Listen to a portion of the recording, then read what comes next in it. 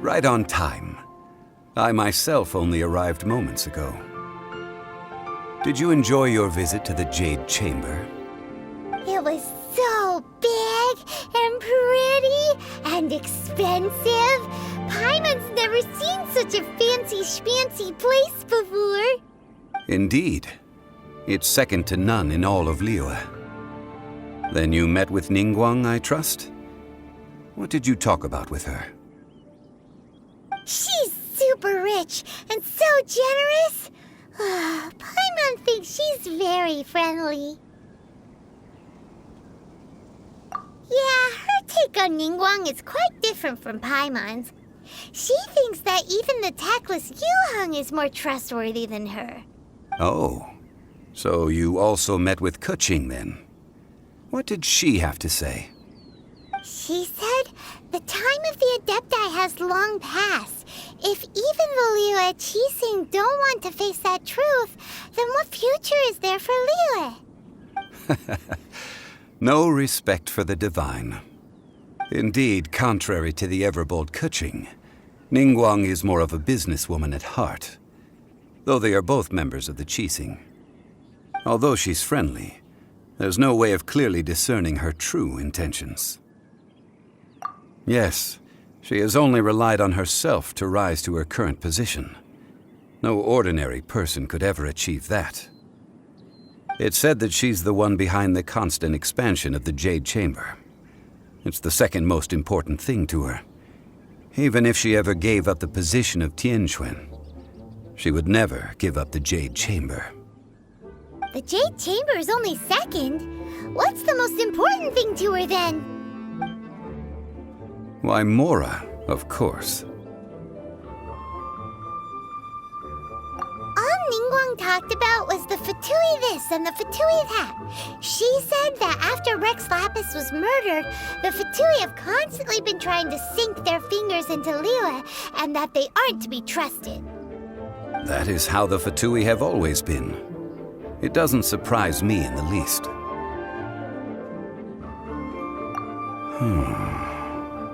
No matter what they may be planning, you must be careful when dealing with the Fatui. Always be on your guard. So, is there anything we need to get for the rite of parting in Dihua Marsh? Yes, as a matter of fact, there is. Today, we'll be gathering wild glaze lilies. Glaze lilies? Well, why did we come all the way out here? Doesn't the garden in Yujing Terrace have some?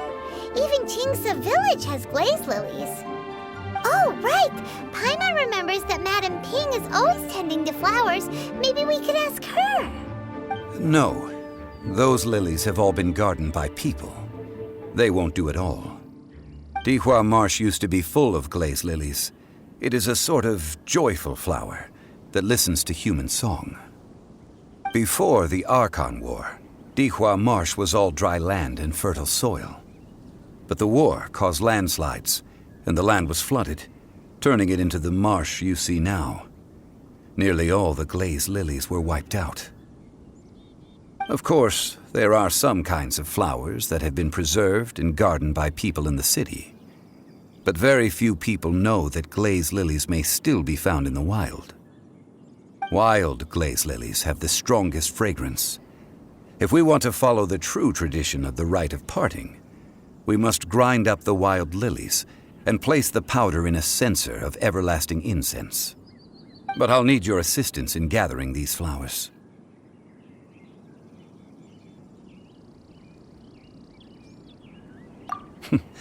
That's correct. Your singing will surely bring out the strongest fragrance from the flowers. So how good is your singing? Really? Why doesn't Paimon believe you? We'll only know once she starts singing.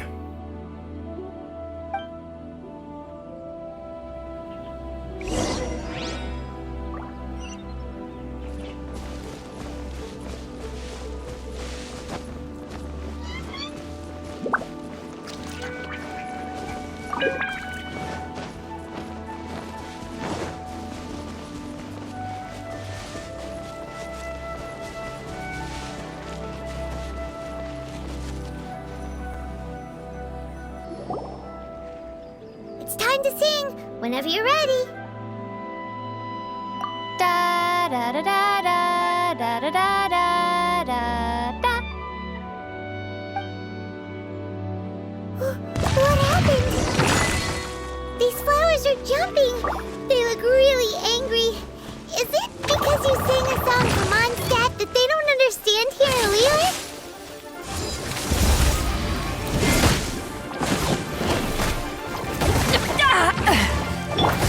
A miscalculation. Live! Witness my great undertaking. To ashes!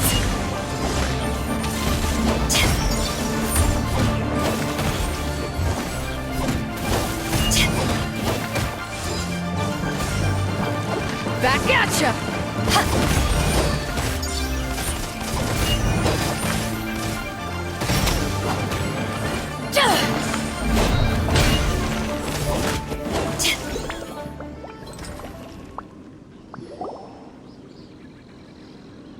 Those weren't glaze lilies. Glaze lilies wouldn't hit people.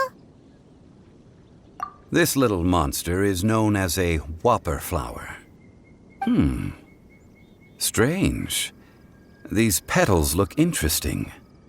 The glaze lilies used as a disguise were buried with the whopper flower for too long. The result seems to have surprisingly potent medicinal value. Let's collect what we can of these petals. Well, that's nice and all, but will those petals be useful for the rite of parting? Unfortunately, no. That's so lame. Excuse me. Are you searching for glaze lilies? Oh, hey! It's... What's-her-face? Paimon can't remember. Hello, traveler. I'm surprised you still remember my name. Ah, that reminds me. How was your visit to the Jade Chamber? Well, it sure would have been better if you told us how to get up there. Didn't I tell you the way? Surely I did. Nope, we found the way on our own.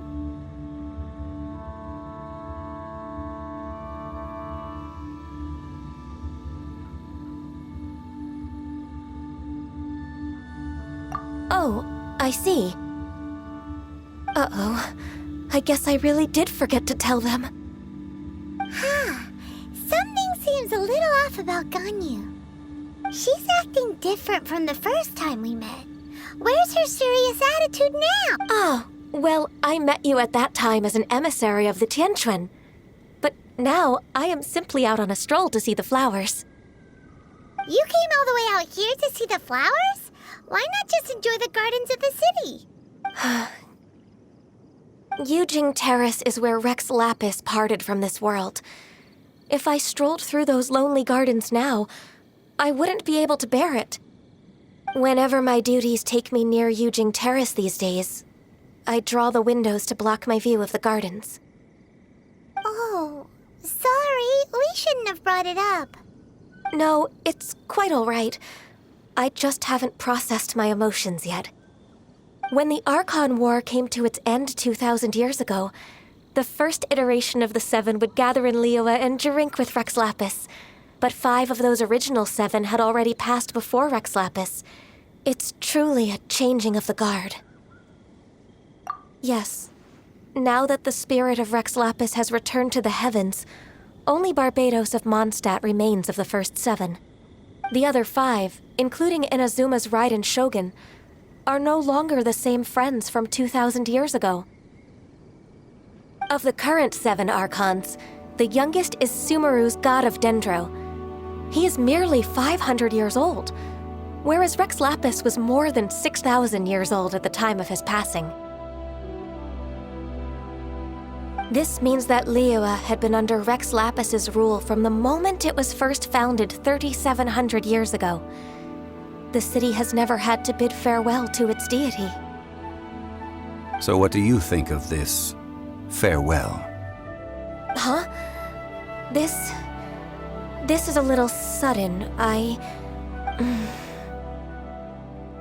As a mortal, I've never dared to imagine a Liyue without Rex Lapis. But as an Adeptus, I think I will eventually come to grips with reality. Since Rex Lapis has passed, the time of Liyue's contract with the gods and Adepti has now reached its end. Huh? Did you just say, as an Adeptus? Yes, I am a mix of human and Chilean.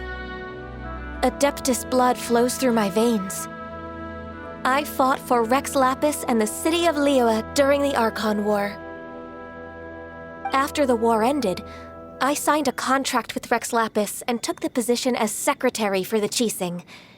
I've continued those duties to this very day.